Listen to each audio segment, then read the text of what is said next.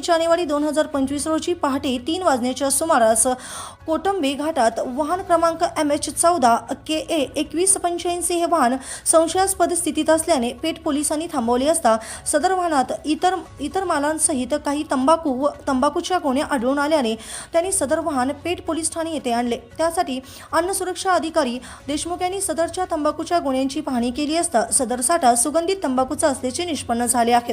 देशमुख यांनी वाहनाची सदर व्यक्तींची चौकशी केली आणि त्यांनी आपले नावे जसप्रीत सिंग सरदार तसेच वंजर सिंह इलाहाबाद जिल्हा सिरसा हरियाणा असे सांगितले।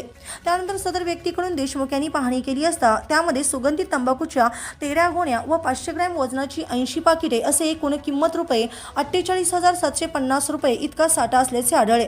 त्या साठ्यातून देशमुख यांनी सुगंधित तंबाखूचे 2 नमुने घेऊन व शिल्लक साठा वाहनांचं एकूण किंमत रुपये 15,84,750 रुपये इतका माल ताब्यात घेतला आहे। त्यानंतर देशमुख यांनी सदरच्या साठ्याचे मालक पुरवठादार उत्पादक बाबत चौकशी होणे कामी पेठ पोलीस ठाणे येथे आरोपीविरुद्ध फिर्याद भारतीय न्याय संहिता कलमनुसार गुन्हा दाखल करण्यात आला आहे। सदरची कारवाई अन्न सुरक्षा अधिकारी योगेश देशमुख यांनी केली असून ही कारवाई अन्न औषध प्रशासन नाशिक विभागाचे सहाय्यक आयुक्त चौधरी तसेच सहाय्यक आयुक्त विवेक पाटील यांच्या मार्गदर्शनाने केली आहे। महाराष्ट्र क्रांती न्यूजसाठी मुख्य संपादक प्रकाश बागोल, नाशिक। तर आपण प्रतिबंधित वृक्षाची आपण कारवाई काय सांगतो? प्रतिबंधित अन्न पदार्थांचे वर कारवाई करण्याबाबतचे आदेश माननीय सह आयुक्त नाशिक विभाग यांनी दिलेले होते। त्याच्या अनुषंगाने परिमंडळ 4 मधील अन्न सुरक्षा अधिकारी श्री योगेश देशमुख हे नाशिक जिल्ह्याचा जो सीमावर्ती भाग आहे जिथून पेठ वगैरे तो जी साईड आहे त्या तिकडून आवक असल्याची बातमी त्यांच्याकडे गोपनीयरित्या होती।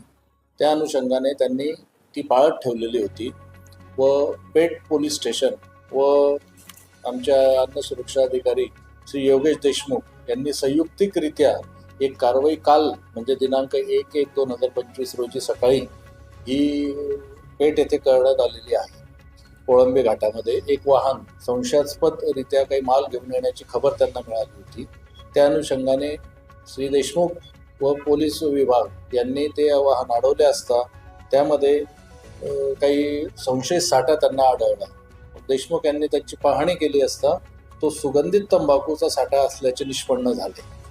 पण तो सुगंधित तंबाखू साठा हा महाराष्ट्र राज्यात प्रतिबंधित असल्याने श्री देशमुख यांनी त्या साठ्यातले 2 नमुने घेतले व 4,84,750 किमतीचा साठा जो आहे तो त्यांनी